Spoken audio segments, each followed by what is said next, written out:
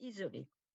Alors, nous avons un petit changement de programme parce que malheureusement, Marie-Angèle n'est pas disponible. Elle est malade aujourd'hui. Elle a beaucoup participé à l'organisation de ce cycle. Mais donc, Claire Dujardin, qui est avocate du syndicat des avocats de France, va essayer de parler pour deux. À toi, Claire, merci. Merci beaucoup. Vous m'entendez? Oui. Ok, donc merci beaucoup pour l'invitation. Merci pour tous ces échanges qui sont très intéressants, très, très riches, parce qu'il y a énormément de sujets, en effet, qui sont abordés et qui nous concernent toutes et tous, puisqu'il s'agit de savoir comment se défendre face à la justice ou comment utiliser la justice, en fait, dans les luttes. Voilà, donc vaste sujet. Alors, en effet, donc j'ai pu échanger rapidement avec Marie-Angèle, qui, elle, donc, devait intervenir sur des avocats pro bono aux entreprises intervenant dans les domaines juridiques. Donc, elle m'a indiqué qu'elle avait imaginé développer 2 idées, principalement. Et donc, sur ces 2 idées, en fait, je me suis greffée aussi avec mon idée à moi. Et donc, du coup, je fais une proposition, bien entendu, qui est soumise à discussion, sur 3 catégories. Alors, bien entendu, ce n'est pas des catégories qui sont hermétiques et ce n'est pas des catégories qui ont un fondement scientifique ou juridique. C'est vraiment des propositions sur comment on pourrait définir les avocats selon la manière dont ils interviennent. Alors, pour rappeler aussi que donc, le SAF, Syndicat des avocats de France, est constitué principalement d'avocats qui interviennent à titre individuel, enfin dans des cabinets individuels, et qui interviennent beaucoup au titre de l'aide juridictionnelle et qui sont intervenus depuis longtemps à la fois sur des luttes de terrain, par exemple à Gênes sur l'anti-G8 en 2001, ou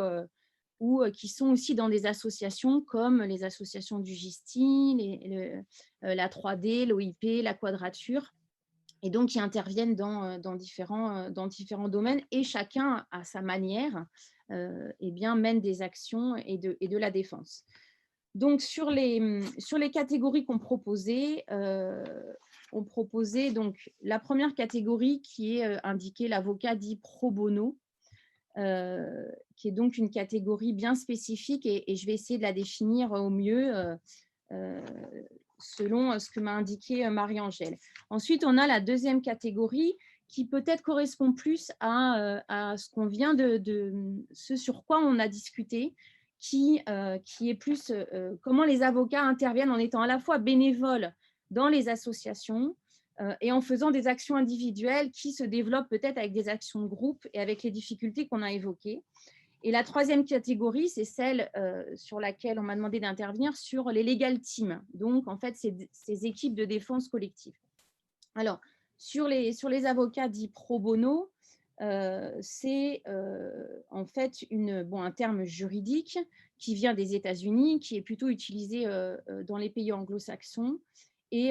qu'on pourrait traduire par bénévolat ou même mécénat. Ça correspond plus au mécénat, même si le terme littéralement veut dire pour le bien public. Et les avocats qui interviennent pro bono interviennent en fait gratuitement ou avec des honoraires très réduits pour apporter principalement du conseil dans des domaines très divers. Et donc, dans la pratique, ce que l'on voit, c'est qu'on a affaire beaucoup à des gros cabinets qui vont mettre à disposition des moyens matériels, des moyens juridiques, donc une expertise, et qui vont généralement en fait proposer au sein du cabinet à des collaborateurs et collaboratrices, des jeunes avocats, d'intervenir sur des dossiers pour creuser le dossier et pour pouvoir proposer en fait des contentieux, proposer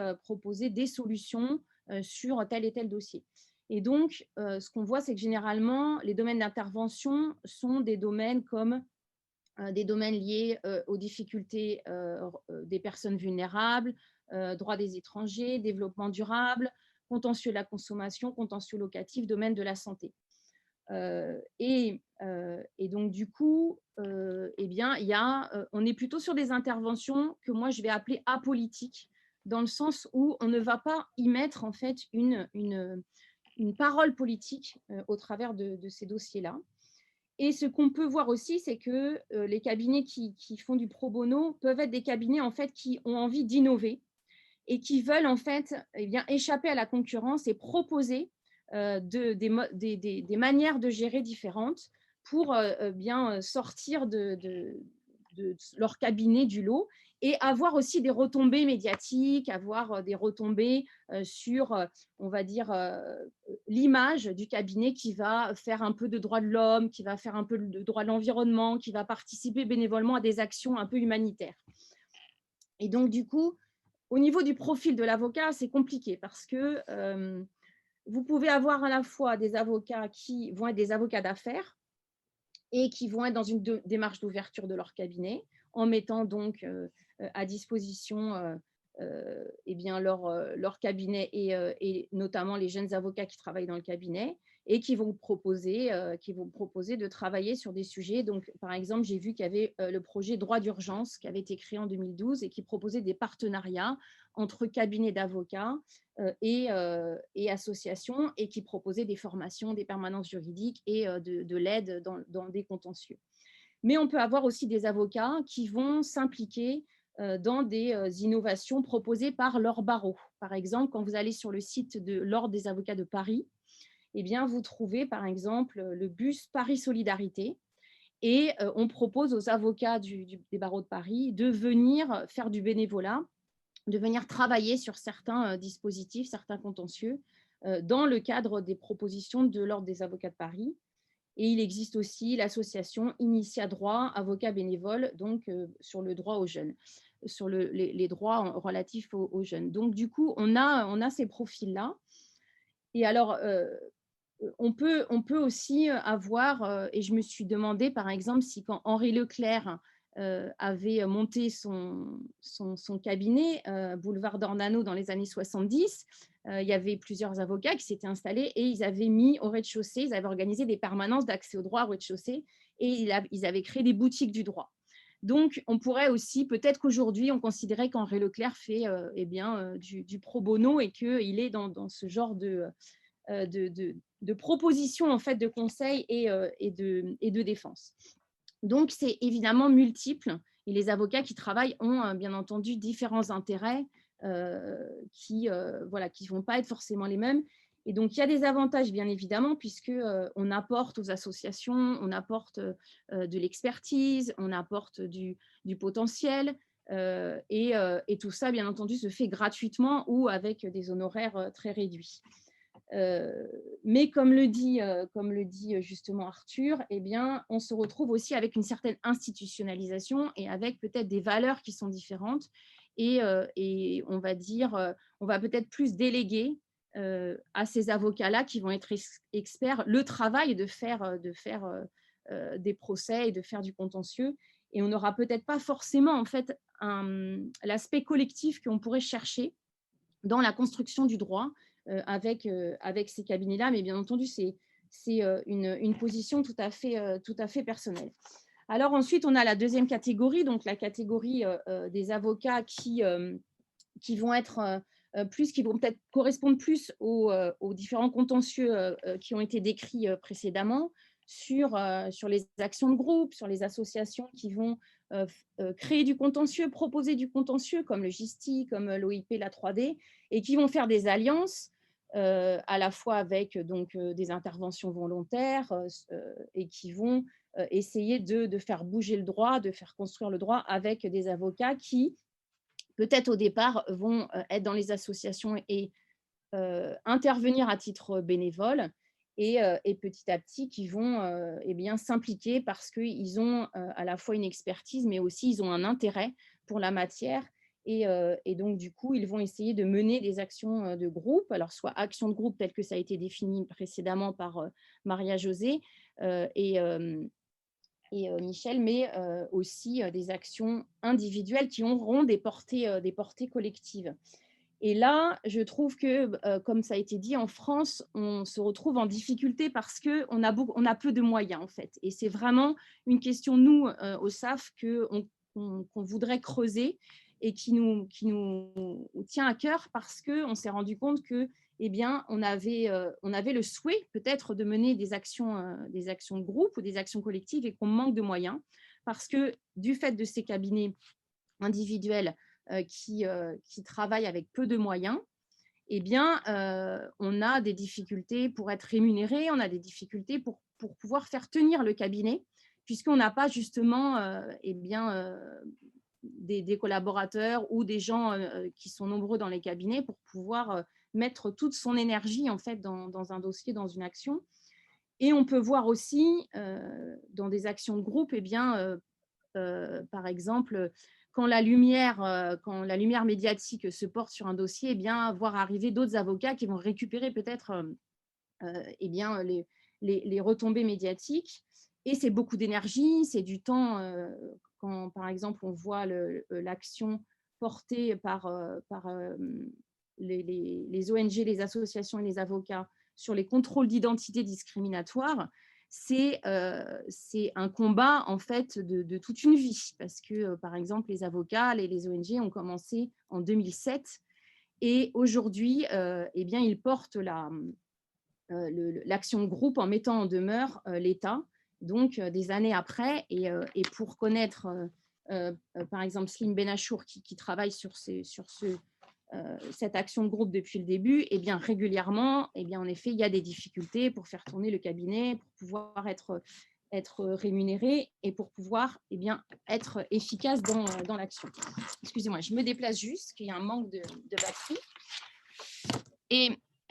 la question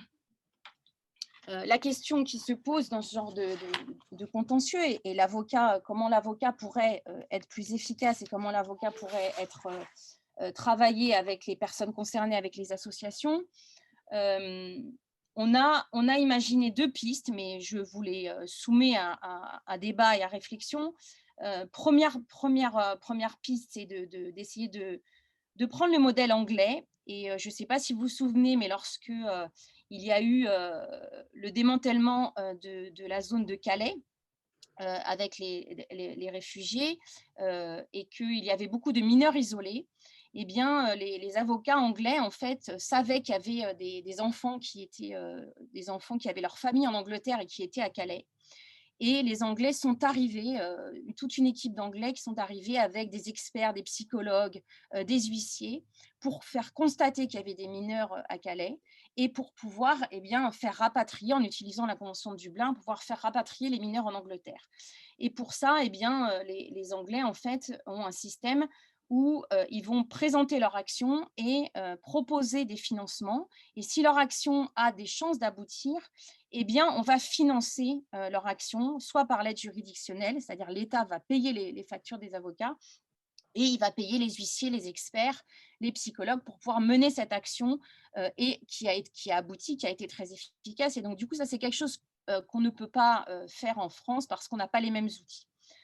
Donc, c'est la première piste. Et deuxième piste qu'on avait évoquée, c'était pourquoi pas de créer une entité indépendante type fondation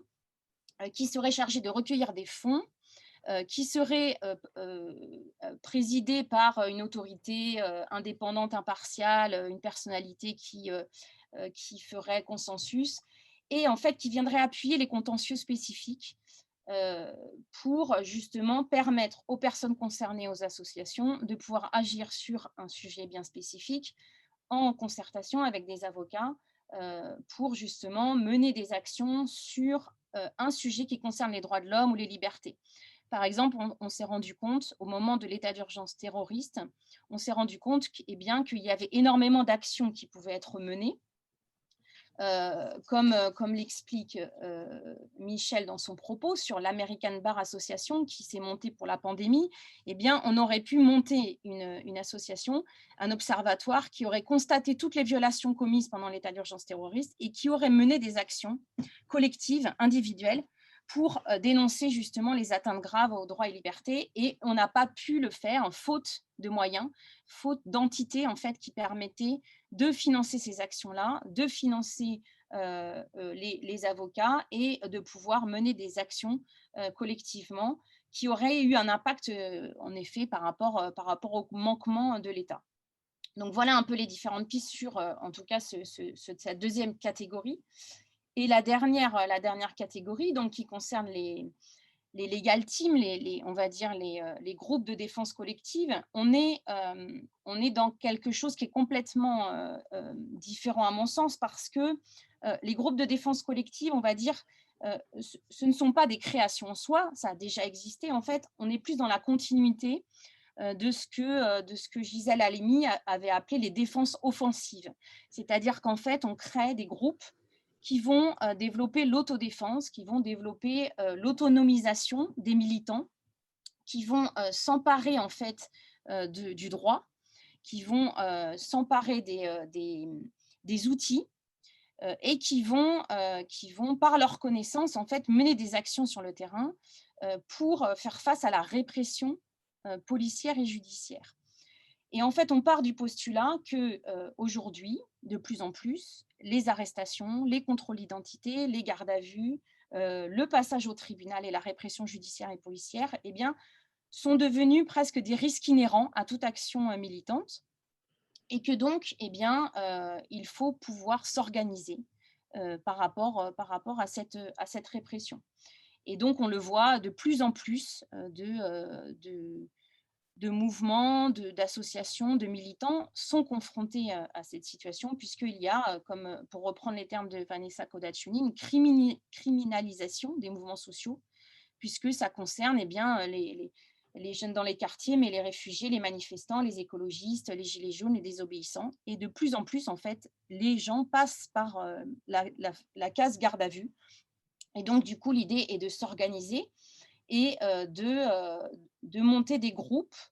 d'individus qui vont se réunir autour d'un sujet, autour d'une action, et qui vont s'organiser face à la répression. Et donc, dans ce contexte-là, eh bien, la défense est avant tout collective, et la défense est préparée en amont, en fait, avec les avocats. Les avocats qui vont se placer non comme un sachant, en fait, mais comme un militant, et qui vont construire avec les militants, eh bien, la stratégie judiciaire, et qui vont donner les outils pour justement aller au-delà en fait des juges et porter un message politique, et essayer de ne pas mettre toute son énergie en fait dans la justice, dans les luttes judiciaires, mais essayer de connaître le droit pour mieux le contourner. Et donc, du coup, au travers de ces legal teams, de cette défense collective, eh bien, on retrouve toutes sortes d'actions, c'est-à-dire des stratégies de défense, mais aussi des ateliers de formation au droit, pour connaître qu'est-ce que la police, qu'est-ce que la justice, qu'est-ce que le parquet, qu'est-ce que le juge du siège, comment fonctionne la procédure pénale,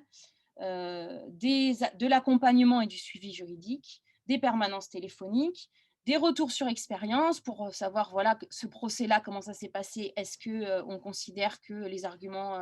ont été soulevés correctement. Et pour l'avocat, eh bien, des moyens de défense multiples aussi, puisqu'il s'agit de déposer des conclusions de nullité, de dénoncer le procès en faisant un procès politique, en faisant venir des témoins, en justement, pour répondre à la question qui était posée, eh bien, en faisant venir des intervenants volontaires, ou en tout cas en faisant en sorte que le procès ne se déroule pas correctement, ne se déroule pas normalement, et que eh bien, on puisse utiliser tous les moyens qui sont à disposition, soulever l'état de nécessité, la liberté d'expression, garder le silence en garde à vue, voilà, tous les outils qui permettent en fait d'empêcher que la machine judiciaire fonctionne. Donc, pour donner des exemples, là récemment, les procès par exemple des décrocheurs de portraits, eh bien, l'idée était bien entendu de dénoncer les poursuites à l'encontre de ces activistes, et d'utiliser le tribunal comme une tribune politique, mais aussi bien en gardant le silence en garde à vue lorsque les militants étaient auditionnés,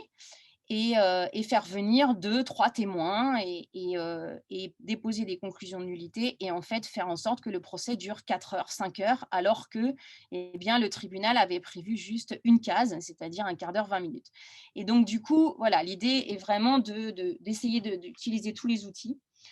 pour empêcher que la machine judiciaire fonctionne normalement. Et alors financièrement, il y a des caisses de soutien qui sont organisées et les tarifs avec les avocats sont fixés en amont, en fait, sont fixés préalablement, collectivement, pour que tout le monde s'y retrouve et que à la fois l'avocat puisse intervenir